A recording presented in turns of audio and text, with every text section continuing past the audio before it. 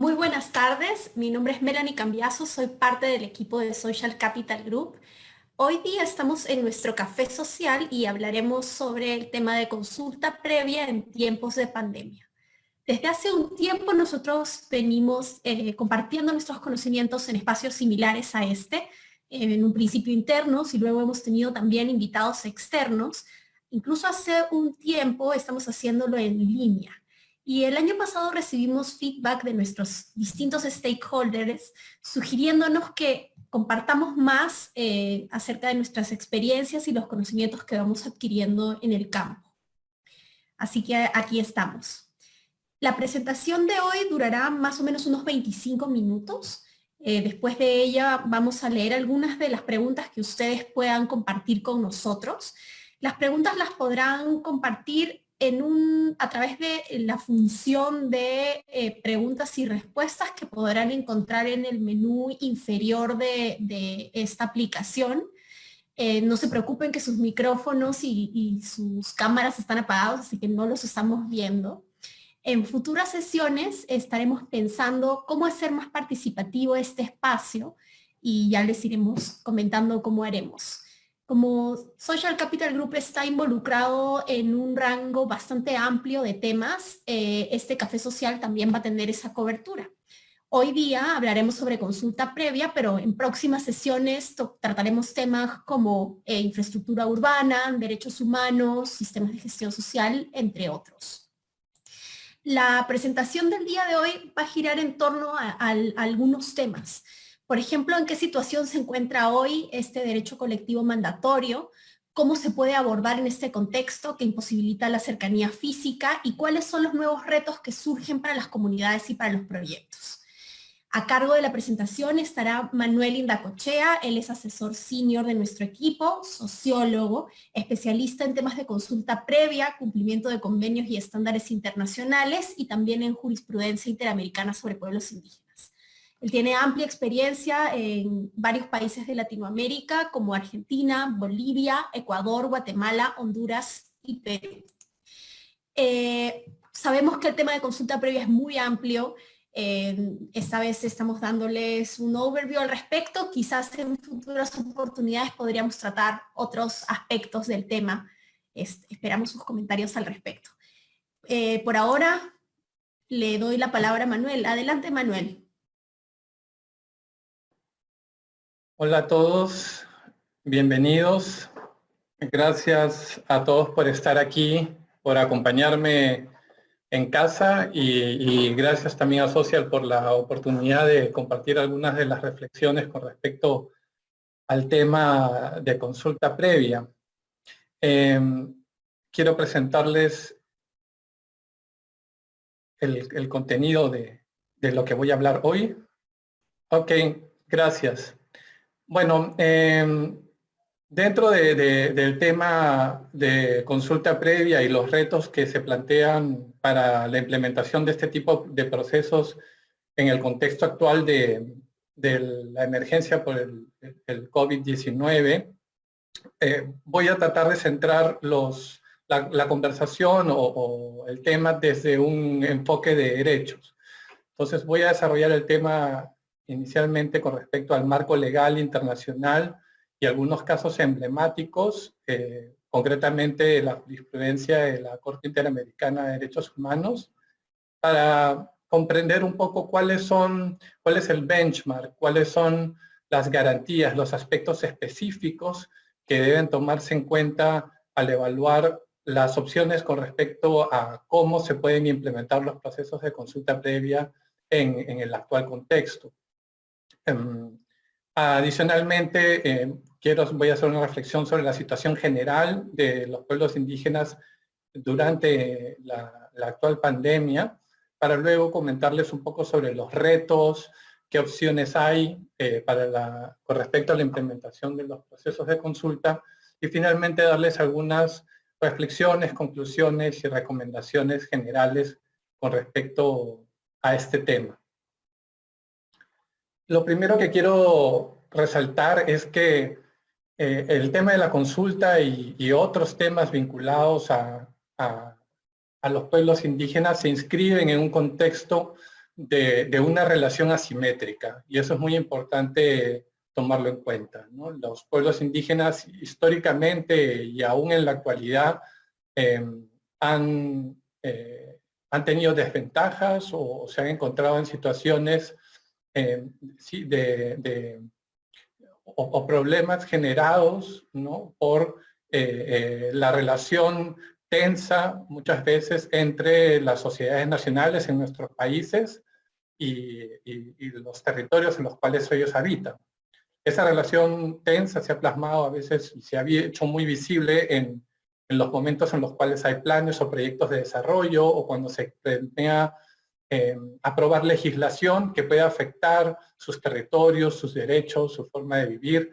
Y esa relación tensa en las décadas que ha pasado, quizá en las últimas décadas, ha dado origen a lo que podemos llamar un movimiento indígena, una respuesta, ¿no? Y esa respuesta también se ha visto en conflictos sociales. Esto con el tiempo ha llevado a la conciencia de la necesidad de encontrar un equilibrio, ¿no? Un equilibrio entre el legítimo derecho de las sociedades nacionales, de los países, de desarrollar, aprovechar, explotar los recursos naturales en sus territorios, pero al mismo tiempo sopesar cómo estos desarrollos, estas inversiones se plasman y tienen impactos en los derechos de las personas, no solamente en los pueblos indígenas, sino también en el resto de la sociedad, ¿no? Y esta necesidad de equilibrio ha sido recogida a través del desarrollo de legislación nacional. Bueno, muchos acordarán probablemente a la época en la cual los estudios de impacto ambiental no eran obligatorios, ¿no? El desarrollo de leyes de consulta previa como en Perú o normativa específica con respecto a eso o en Latinoamérica en general, ¿no? También se han desarrollado en las últimas décadas tratados y convenios internacionales que hablan de los derechos que tenemos las personas y los derechos que tienen los pueblos indígenas para tratar de esta relación asimétrica de las que les comentaba, encontrar un balance, ¿no? Y también esta necesidad de equilibrio se ha visto desarrollada a través de políticas, de estándares de desempeño y de gestión de riesgos ambientales y sociales, contenidos por ejemplo, los estándares de la Corporación Financiera Internacional, del IFC, del BID, del Banco Mundial, y que posteriormente han sido recogidas también por las empresas en el desarrollo de sus propias políticas corporativas con respecto a estos temas, ¿no?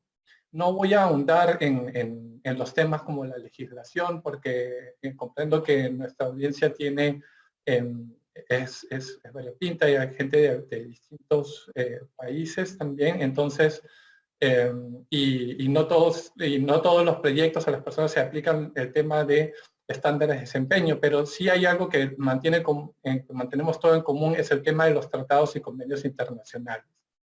Y al respecto de eso, en este universo de tratados y convenios, voy a centrarme principalmente en tres. Hay muchos, pero voy a centrarme en tres. El primero sería la Declaración sobre los Derechos de los Pueblos Indígenas, que no es propiamente un tratado, pero sí es tomado en cuenta por las organizaciones indígenas o en general como una referencia obligatoria cuando se habla de derechos de pueblos indígenas y su tutelaje y las aspiraciones que tenemos en el mundo como sociedad para considerar a estas poblaciones. También está el convenio 169 de la OIT de 1989, ¿no? Ratificado por numerosos países, sobre todo de Latinoamérica y el Caribe, y este convenio sí es de cumplimiento obligatorio por los países que ratifican el convenio, ¿no? Entonces, sí los países tienen que reportar cuáles se hacen responsables con respecto a este tratado, y este tratado en muchos países tiene un nivel constitucional, es decir, es superior a cualquier ley, procedimiento que se apruebe en los países. Y también está la Declaración Americana de Derechos Humanos. En general, nosotros no escuchamos hablar mucho de esto, el Pacto de San José, pero sí con cierta frecuencia escuchamos hablar de la Comisión Interamericana y de la Corte Interamericana, que son dos entidades que forman parte, son entidades autónomas de la OEA, que se dedican a promover y supervisar el cumplimiento de la Declaración Americana. Y en ese rol, en esa tarea que tienen encomendado, han ido evaluando la situación de los pueblos indígenas con el tiempo y han ido desarrollando jurisprudencia, han ido analizando casos emblemáticos sobre esta relación tensa, ¿no? Entre sociedades nacionales y pueblos. Y voy a resumirles algunos casos emblemáticos con respecto a esto, desarrollados por la Corte. El primero, en el 2001, quizá es importante señalar el caso de Aguastigni versus Nicaragua, donde la Corte desarrolló el tema del derecho de los pueblos indígenas a sus tierras, a sus territorios y a los recursos naturales que se ubican en esas tierras. Y se habla de la relación especial que tienen los pueblos indígenas con el territorio, no solamente por una cuestión espacial, sino que en la misma concepción de los pueblos en su cultura está integrada la relación que tienen con sus tierras. 7 años después se da el caso de Saramacca versus Surinam, donde la Corte habla de que en ciertos proyectos, en ciertas inversiones que involucran impactos significativos a los pueblos indígenas, que pueden poner en riesgo su subsistencia física o cultural, no basta hacer consultas, sino que se requiere el consentimiento de estas poblaciones. Y también se desarrolla el tema de la población afrodescendiente. En el caso de Saramacca se hablaba del pueblo marún de ese país, ¿no? Y se reconoce a los afrodescendientes como, debido a su calidad de grupo culturalmente diferenciado, como pueblos tribales que gozan de las mismas protecciones que los pueblos indígenas. Y también se habló de la representación indígena, que es decir, que los estados no deben arrogarse decir quién representa a cuál comunidad, sino que son las propias comunidades las que deben definir quiénes son los que los representan en procesos de consulta, ¿no? El caso de Quichua Sarayaku versus Ecuador, se habla también de la obligación de los estados de realizar consultas cuando haya proyectos que impacten a los pueblos indígenas. Se tocó el tema también de la necesidad, de la obligación de que los proyectos realicen evaluaciones de impactos ambientales y sociales antes de aprobar estas inversiones y que esta información sea compartida con las comunidades para que ellas puedan tomar decisiones informadas. Se habló de la participación en los beneficios y el derecho de los pueblos indígenas a participar razonablemente en los beneficios de los proyectos, de la no coerción, es decir, el tema de que los pueblos no pueden ser obligados a participar, y la no delegación. Esto es muy importante. El deber de realizar los procesos de consulta pertenece al Estado, cae en la esfera del Estado y son los gobiernos a todo nivel, no solamente en el caso de los gobiernos nacionales, sino también los gobiernos subnacionales, los que están obligados a hacer estas consultas. Y muy recientemente, en marzo de este año, se ha publicado la sentencia en Argentina, el caso de la asociación LACA-HONHAT, que agrupa más de 100 comunidades indígenas en Argentina, donde se ha desarrollado el tema del derecho de los pueblos indígenas al medio ambiente sano, a su alimentación, al agua y a la identidad cultural. Ahora, para que no tengan que leer todas estas sentencias, pues son documentos voluminosos, he resumido un poco aquí cuáles son estas garantías, cuáles son estas salvaguardas o aspectos claves que se desarrollan en las sentencias de la Corte Interamericana y que deben convertirse en una especie de filtro o de los anteojos con los que debemos en general evaluar o analizar el tema cuando tratemos de temas de pueblos indígenas, siempre mirar las cosas desde esta perspectiva. Y uno de los puntos es que los estados, cualquier sea la decisión que tomen con respecto a proyectos, leyes, etcétera, deben garantizar de que no se va a afectar la subsistencia física y cultural de los pueblos, que se deben realizar estudios de impacto ambiental, así que los que están preocupados por el tema de las consultas y no han realizado aún sus estudios de impacto ambiental, primero está ese reto a superar y luego a pensar en el tema de consulta y posteriormente el tema de la participación razonable en los beneficios. Pero hay un cuarto elemento que quiero resaltar y es el tema de la participación efectiva.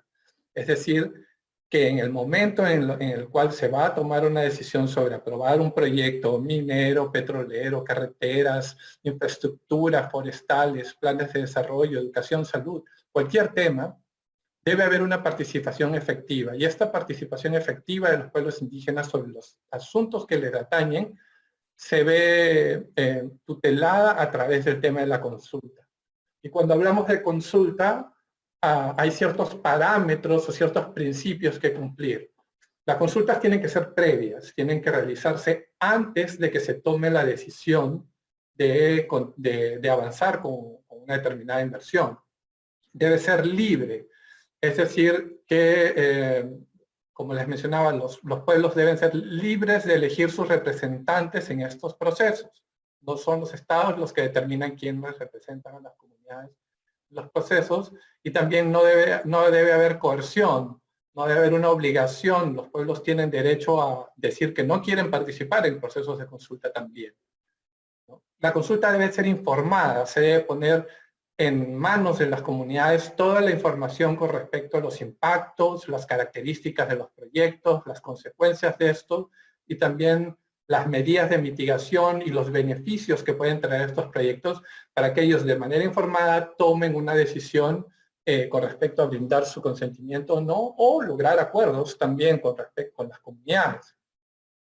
Cuando hablamos de buena fe, hablamos de que las decisiones con respecto a llevar a cabo una inversión o no, un proyecto o alguna iniciativa que pueda impactar en los derechos, en los territorios de los pueblos indígenas, la decisión debe ser posterior al proceso de consulta. Uno debe ir con la mente en blanco un poco, ¿no? A escuchar lo que el otro tiene que decir para posteriormente sopesar e integrar la opinión de los pueblos indígenas en la decisión, ¿no? A veces modificar componentes de los proyectos, modificar las medidas, modificar las rutas, ¿no? Adaptar y considerar las opiniones de los pueblos. Y finalmente que sea culturalmente adecuada, es decir, que se dé en el idioma propio de los pueblos indígenas, que su idioma no sea un obstáculo para que tengan información, y también que se tome en cuenta las formas en que las comunidades toman sus decisiones y se respete esta mirada que tienen los pueblos, ¿verdad? Entonces, a todos les voy a enviar esta presentación y voy a incluir un enlace donde hay una excelente compilación de la jurisprudencia con respecto a pueblos indígenas de la Comisión Interamericana. Si quieren volverse expertos en esto, esa es la referencia y se las voy a enviar luego de esta presentación. Ahora, entrando un poco de lleno al tema que nos preocupa con respecto a la situación actual del COVID.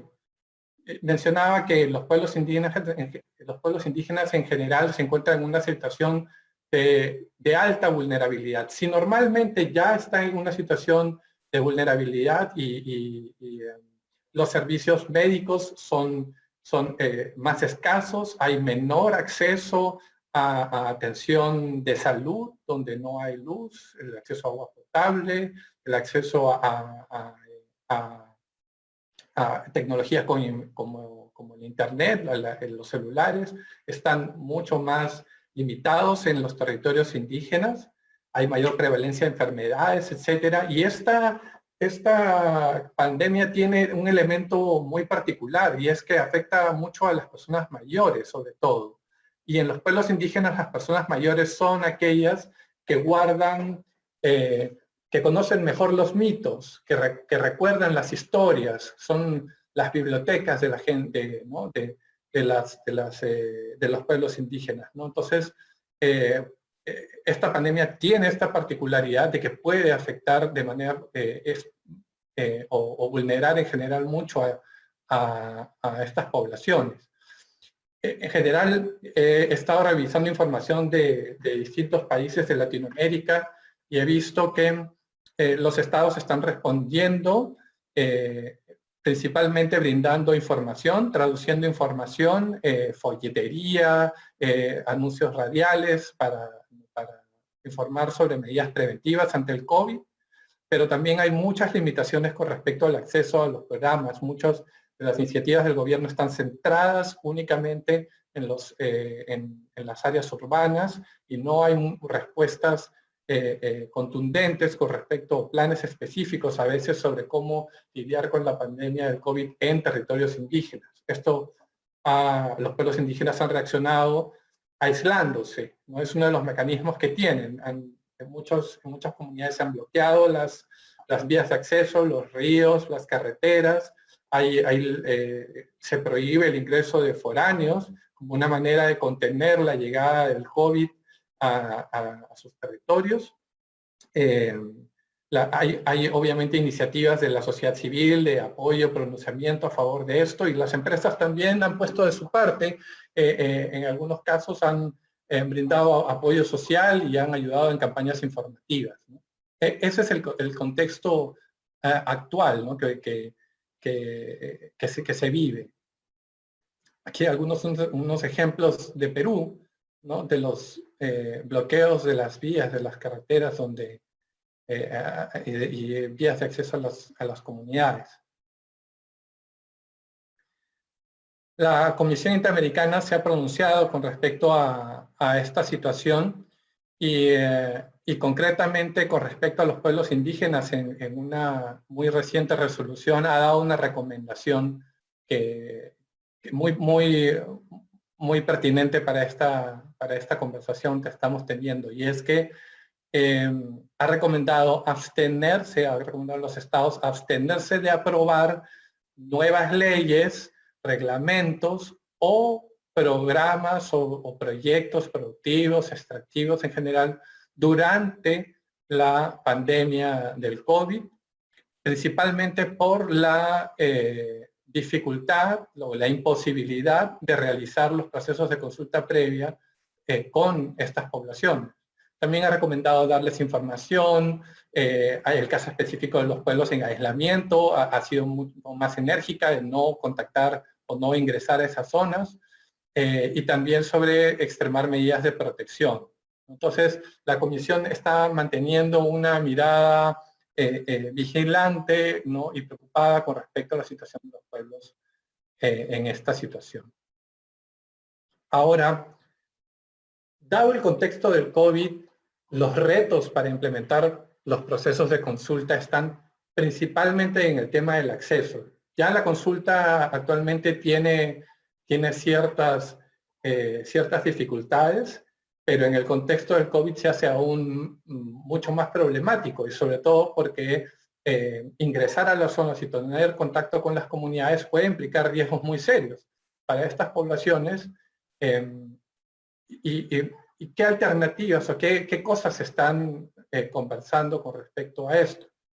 La primera conclusión, y se las voy adelantando, es que el tema o la discusión sobre cómo realizar los procesos de consulta en este contexto no está siendo de la máxima prioridad. Tanto los estados como las organizaciones indígenas están focalizadas en este momento en luchar con la pandemia, en prevenir los contagios, etcétera, y no están hablando un poco del tema de consulta, que a muchos de nosotros nos interesa y que nos motiva a participar en estas reflexiones. ¿Y qué cosas se está manejando? Cuando sí se habla de consulta, ¿qué cosas se mencionan? Y uno es, hay algunos que postulan la idea de avanzar con los proyectos, establecer una especie de moratoria a los procesos de consulta, aprobar los proyectos y avanzar, y postergar las consultas para un momento en el cual se puedan hacer, se pueda ingresar a las comunidades y hacer las consultas como se vienen haciendo de manera habitual, o como no se han estado haciendo de manera habitual, ¿no? Uno de los problemas de esto es que dentro de esta mirada que les decía de tener en cuenta estos anteojos, estos filtros de los principios dados por las sentencias de la Corte, está el hecho de que implicaría que no serían consultas previas. Implica riesgos para los pueblos porque se podría tomar decisiones que implican impactos en estas poblaciones y que podrían ser a veces irreversibles. También se postula la idea de postergar los proyectos, a veces de manera indefinida, ¿no? Hasta que se puedan hacer las consultas. Es priorizar los proyectos donde no hay población indígena y dejar esos, digamos, latentes, ¿no? Postergados. La dificultad de esto es que, de esta opción, es que hay procesos que pueden haber estado procesos de consulta que pueden haber estado en plena implementación, a puertas de ser realizados también, ¿no? Y también hay comunidades indígenas que están interesadas en que los proyectos salgan adelante y que pasen por el proceso de consulta previa, ¿no? Entonces, postergar como una medida general indefinidamente la realización de estos procesos puede ser podría no ser una solución para todos. Y otra de las opciones que se están manejando es el uso de herramientas tecnológicas en las consultas, aprovechar esta maravilla que nos tiene a todos productivos en nuestras casas, que son las teleconferencias, ¿no? Aprovechar las llamadas, los WhatsApp, ¿no? Los teléfonos, las teleconferencias, es básicamente hacer consultas previas vía Zoom, ¿no? Hacer lo que se estaba haciendo, pero todo de manera virtual. Y creemos que mirando esto con respecto a los criterios de validez, a las salvaguardas en general, el principio de buena fe, por ejemplo, podría haberse cuestionado, ¿no? De repente estamos presionando, ¿no? De repente no es una consulta tan libre, si es que decimos, bueno, que sea todo virtual y sería una consulta culturalmente adecuada si se hiciera todo mediante herramientas virtuales. En el caso de Colombia, por ejemplo, hace unas semanas el Ministerio del Interior, que es la entidad que realiza los procesos de consulta en ese país, aprobó una circular que viabilizaba la posibilidad de hacer consultas previas de manera virtual, y eso generó una reacción en las organizaciones indígenas que protestaron y emitieron comunicados y pronunciamientos, etcétera, y obligó al ministerio a dar un paso hacia atrás, ¿no? Entonces, cuando pensamos en quizá en eso como una opción, podemos tener eso como referencia de lo que está pasando. Ahora, estas tres vías, estos tres caminos posibles, avanzar los proyectos y obviar la consulta, o no realizar los proyectos y posponer las consultas indefinidamente, o usar todos los elementos virtuales, son medidas muy generales. Y aquí quiero entrar a la reflexión de quizá la idea o el espíritu de las consultas nos puede ayudar a resolver este problema, porque no se trata siempre de sí o no, de blanco o negro, sino se trata mucho del cómo, ¿no? Entonces, esto me va a llevar acá, me lleva un poco a las reflexiones finales que quiero compartir con ustedes, algunas conclusiones.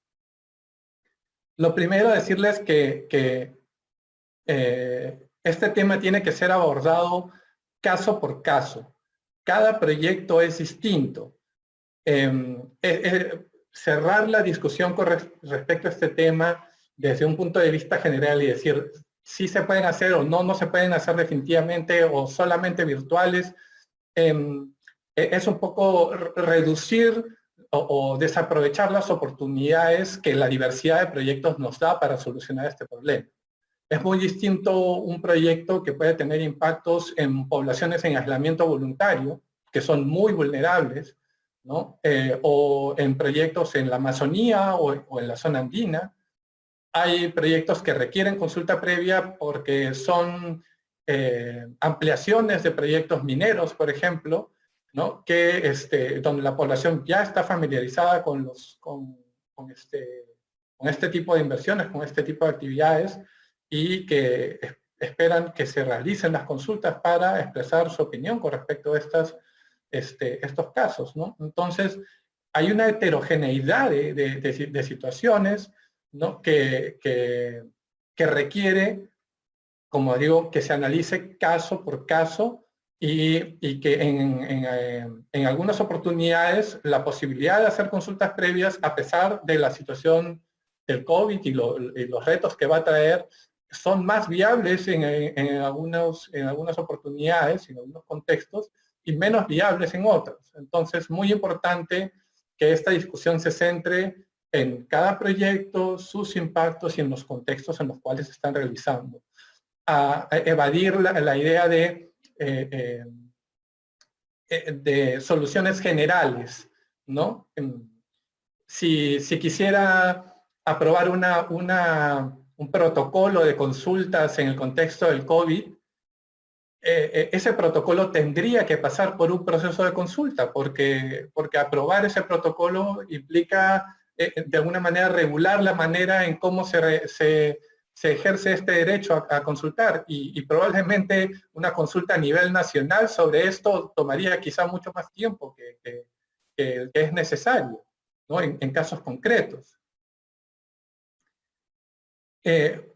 Otro punto que es sumamente importante tomar en cuenta es que cualquier decisión que se tome, cualquier protocolo, cualquier procedimiento, debe pasar necesariamente por la participación o por consulta, por ser debatido o puesto en consideración de los pueblos indígenas a través de sus organizaciones representativas, y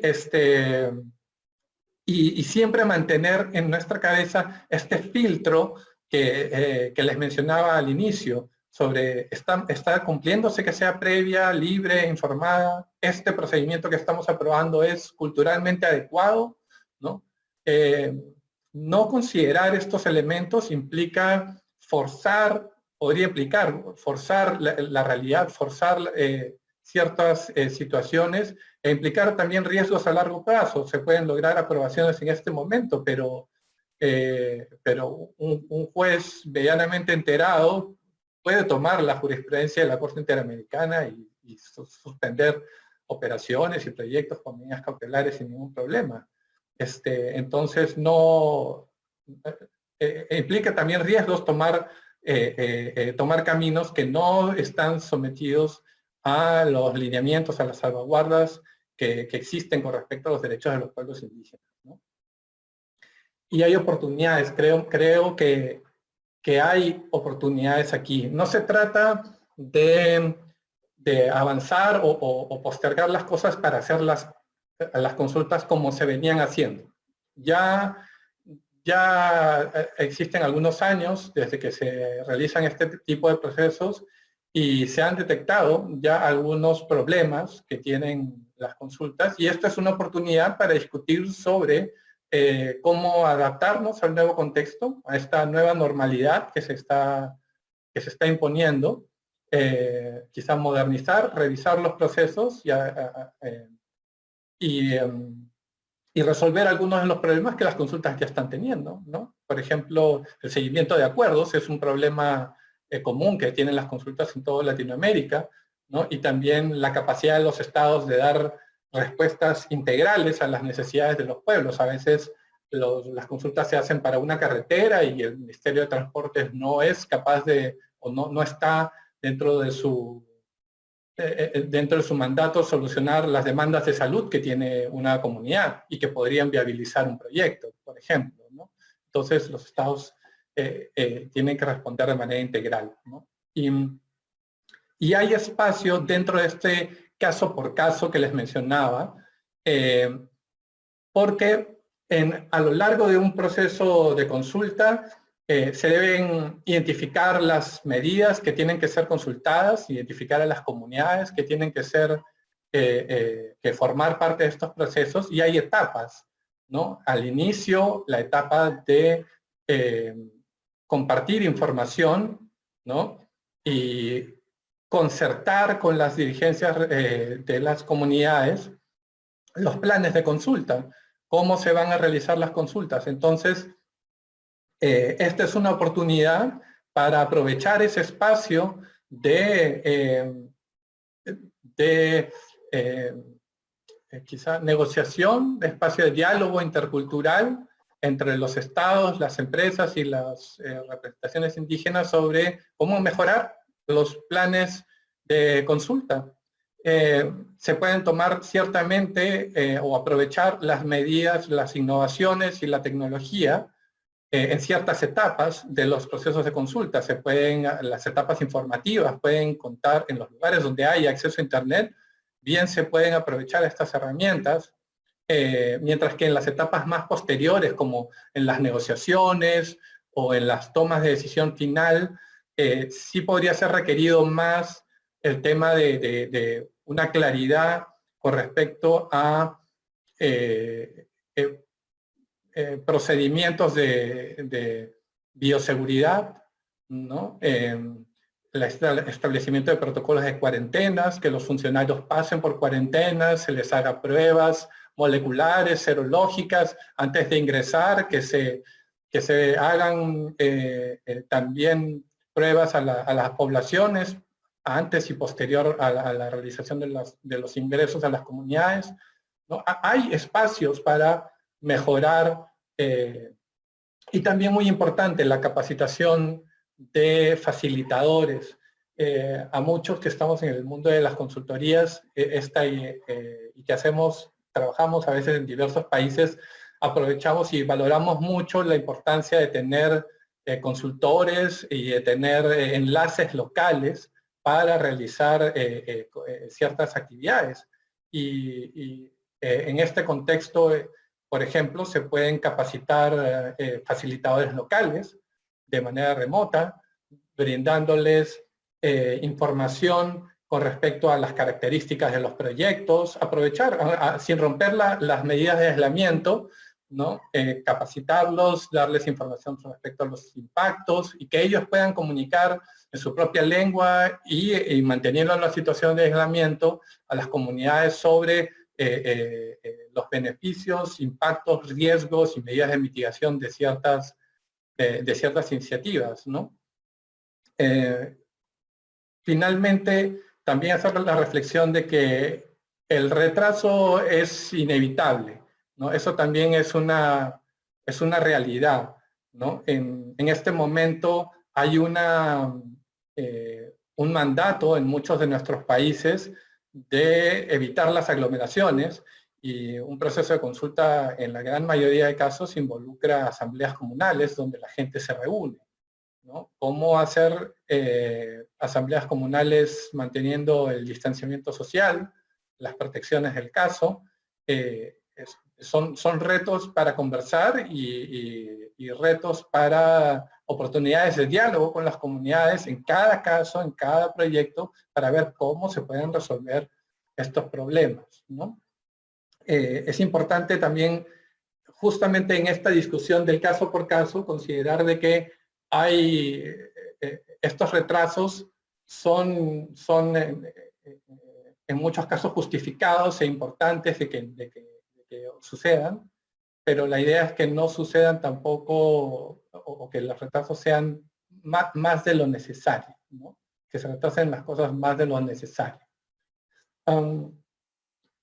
Finalmente quería hacer una reflexión vinculado quizá al sector de las empresas. Y todas estas cosas que les estoy mencionando implican ciertas capacidades, ciertos recursos, ¿no? Y recursos y capacidades que a veces no están presentes también en en la institucionalidad de los gobiernos y en las instituciones públicas que deben implementar los procesos de consulta. Y es aquí donde los proyectos privados, las empresas pueden aportar mucho, ¿no? Las empresas son muy buenas para detectar los riesgos sociales, ambientales a sus proyectos, tienen muchas metodologías, tienen mucha experiencia en esto y pueden compartir esta información con las instituciones públicas. Pueden aprovechar de hacer estas reflexiones sobre cómo viabilizar procesos de consulta y proponer soluciones en diálogo con las comunidades a las entidades públicas que eventualmente tengan que desarrollar, ¿no? No solamente esperar a que la solución venga desde el Estado, sino tener esta capacidad de proponer y cambios a favor de los proyectos, a favor de las comunidades y siempre respetando y teniendo la mayor consideración con ellas, ¿no? Hasta ahí mi presentación. Muchísimas gracias, Manuel, por la presentación. Tenemos varias preguntas del público. A ver. Sí, de hecho quería compartir con ustedes que si bien no nos da tiempo para responderlas todas ahora, nos comprometemos a responderlas, tenemos sus datos de contacto y les haremos llegar las respuestas a las preguntas. Es un compromiso de nosotros, ya habíamos pensado que tal vez no tendríamos la capacidad de responder todas en el tiempo, así que no se preocupen, serán respondidas. Empiezo con la primera. ¿Qué cambios ha habido en la simetría que de entrada se marca como punto de partida en la relación entre lo no indígena y lo indígena? ¿Cuán relativa puede ser la evaluación de dicha simetría según el contexto y los recursos y capacidades en juego? Bueno, la simetría se mantiene en principio, por señalar ese caso peruano, ¿no? O sea, aquí hasta principios del año pasado solamente menos del 4% de la población rural tiene acceso a Internet, ¿no? Entonces, utilizar las videoconferencias, por ejemplo, como mecanismo, podría funcionar, sí, pero quizá en una parte pequeña de los proyectos, ¿no? Los pueblos indígenas siguen teniendo los indicadores sociales, económicos, menores que los en desventaja, ¿no? Con respecto al resto de poblaciones. Entonces, estas asimetrías se mantienen. Los derechos indígenas lo que apuntan es un poco a encontrar este justo medio, ¿no? Entre los derechos a los que podemos gozar la mayoría de nosotros en los contextos urbanos, y igualar un poco las condiciones desventajosas quizá en las que ocurren, las que se mantienen muchas de estas poblaciones, ¿no? Siguiente pregunta. Lo que planteas también es aplicable a los mecanismos de participación ciudadana para la aprobación de los EIA que se llevan a cabo con comunidades campesinas y nativas. ¿Cuáles son los impactos de esta situación en estos procesos? Sí, creo que sí, hasta cierto punto, ¿no? Porque en el caso de los procesos de participación ciudadana, ciertamente varios de los proyectos que seguramente estaban en curso y con procesos de participación, planes de participación ciudadana aprobados, que estaban implementando ya sus mecanismos, sus talleres, asambleas y todo eso, han tenido que postergarse por la imposibilidad de hacer, de aglomerar a la gente, hacer reuniones informativas, tomar decisiones en audiencias. No se puede hacer en este contexto, ¿no? Pero hay espacio para la innovación también ahí, ¿no? Mecanismos como las casas abiertas, por ejemplo, donde la población puede ir paulatinamente a un lugar a informarse, son mecanismos viables. La utilización de facilitadores locales también son mecanismos viables, ¿no? Ahora, cuando hablamos de participación ciudadana o este tipo de procesos no indígenas, probablemente estemos hablando de lugares que tienen mucho mayor conexión interconexión al Internet, donde herramientas virtuales y la tecnología puede ser más útil, y no afectar tanto el tema de las distancias culturales, ¿no? Para muchos de nosotros, por ejemplo, o para los que tienen hijos, enseñarles, por ejemplo, a utilizar las herramientas como las teleconferencias y todo esto está siendo un reto. Imagínense la distancia para utilizarlos estos en el caso de los pueblos indígenas. Hay una brecha larga todavía que cumplir, ¿no? Pero sí hay elementos comunes entre los procesos de participación ciudadana y los retos para las consultas. Pregunta 3. El caso ecuatoriano resalta la necesidad de una consulta informada y la ejecución de ley IA y un estudio social, además de informar a la comunidad sobre el proyecto y sus características y también los beneficios que obtendrían. Toda esa información solo cuando los estudios técnicos, ambientales, sociales y económicos han sido completados. Esto tiene lógica porque se trata de un desarrollo que tendrá impactos de largo plazo sobre los pueblos indígenas. ¿Cómo se explica entonces que en el Perú se aplique la consulta previa durante la exploración cuando aún no se tiene información suficiente sobre los recursos a encontrarse? Ok.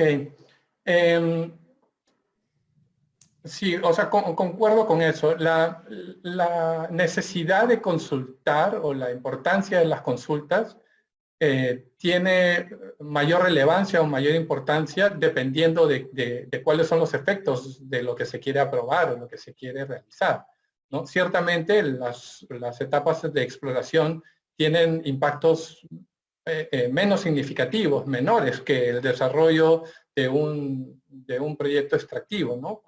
Ya cuando se va a explotar, desarrollar una infraestructura, ¿no? Lo que se puede aprovechar en general y lo que conocemos del relacionamiento comunitario, de la gestión social de proyectos, es que entre más temprano mejor, ¿verdad? Los proyectos de exploración se puede aprovechar la oportunidad. Finalmente, sí, los impactos serán menores, pero sí hay impactos en las comunidades, y las consultas previas.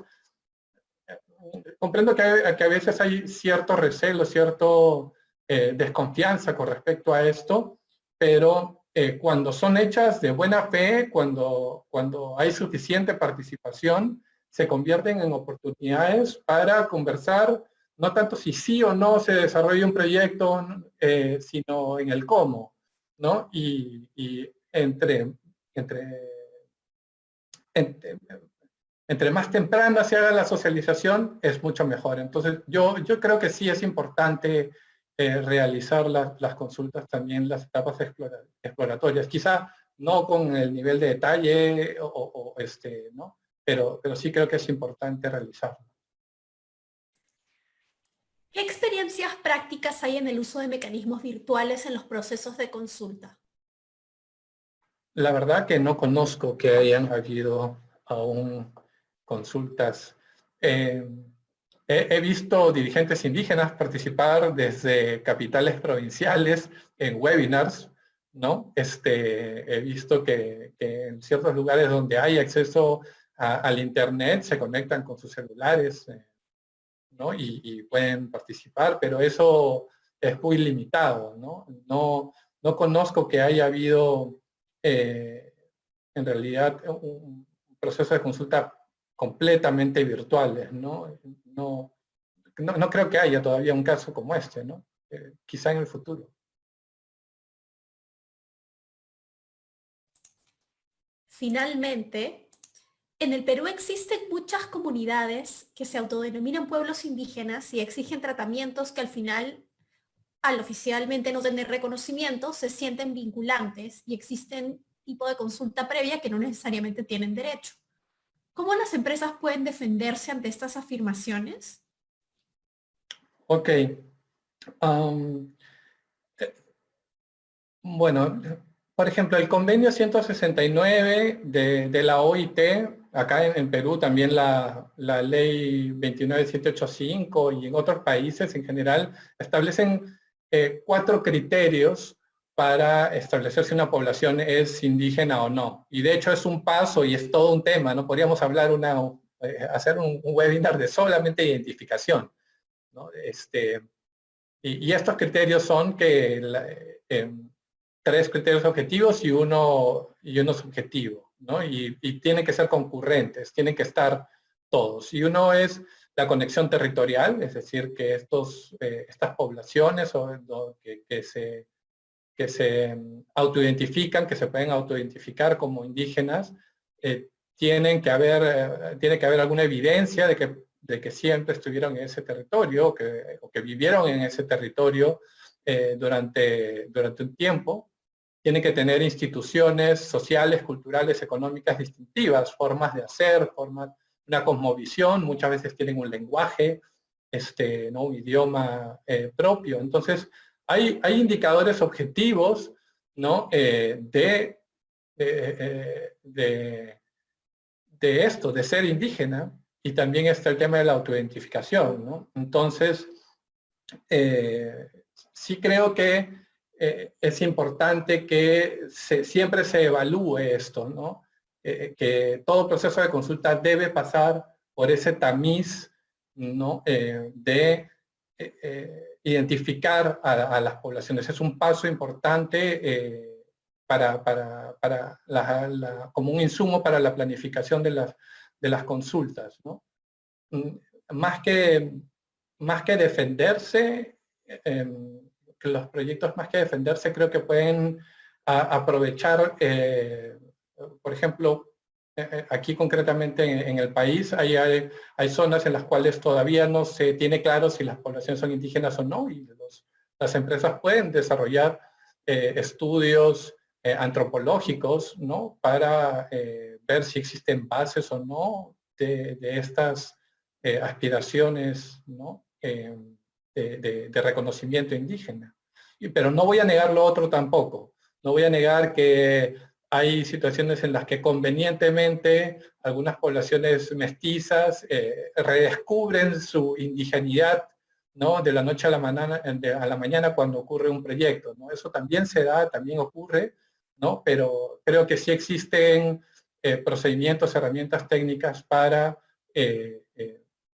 pasar por un colador, digamos, estas aspiraciones. Creo que tenemos tiempo para una preguntita más, Manuel. Te la leo. La reactivación de las economías de los países será una prioridad luego de levantar las cuarentenas por COVID-19.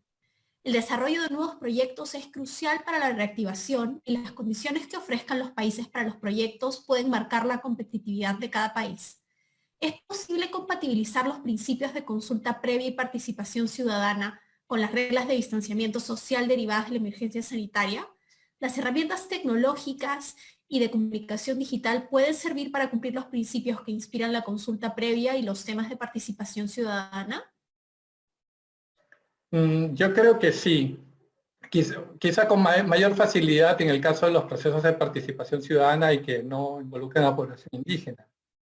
Creo que hay un espacio para la innovación, creo que hay un espacio para el aprovechamiento de las medidas tecnológicas, pero como señalé en las conclusiones, esto tiene que ser caso por caso.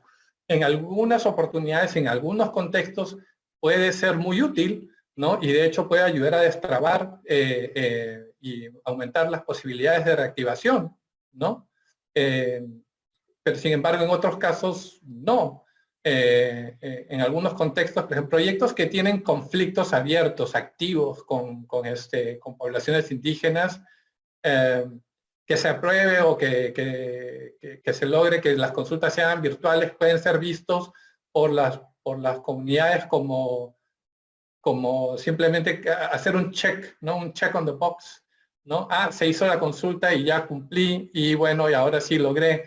Y los que tenemos un tiempo quizá hablando de sostenibilidad social, sabiendo un poco del tema de gestión social, sabemos que los atajos en los temas sociales eventualmente te llegan al mismo sitio, ¿no? Entonces a veces es necesario pausar, ¿no? Y gestionar los riesgos sociales, ¿no?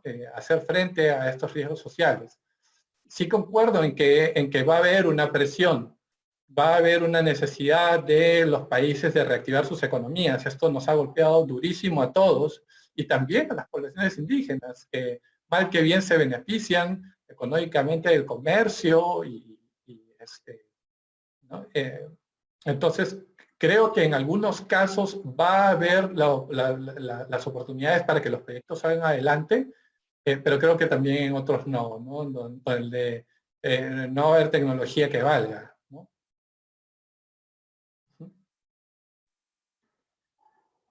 Muchísimas gracias, Manuel, por responder a todas las preguntas que hemos podido. No se preocupen que vamos a estar enviándoles las respuestas a todas las preguntas que se han hecho hoy. Manuel, ¿quisieras cerrar con alguna reflexión? Sí, en principio agradecerles a todos ustedes, los que están conectados por la plataforma Zoom y los que están también conectados por el Facebook, por su tiempo en escucharme, por escuchar estas reflexiones. Ofrecerles, bueno, a los que noto que hay varias preguntas que no he podido responder aún, pero me comprometo con todos ustedes a enviarles mi respuesta vía correo electrónico a todos ustedes, y quienes tengan algunas otras preguntas sobre de repente este tema u otro vinculado a los retos de la gestión social en contextos de población indígenas, encantado siempre de atenderlos y de conversar con ustedes, ¿no? Esto es un eterno aprendizaje, ¿no? Siempre van cambiando los contextos, van cambiando las condiciones y bueno, muchísimas gracias a todos por acompañarnos en este primer café social de Social Capital Group, ¿no? Muchas gracias de nuevo, Manuel. Gracias a todos los participantes. Ha sido un placer tenerlos aquí y vamos a continuar con este café social. Ya los invitaremos para las próximas ocasiones. Hasta luego, nos vemos. Gracias, hasta luego a todos.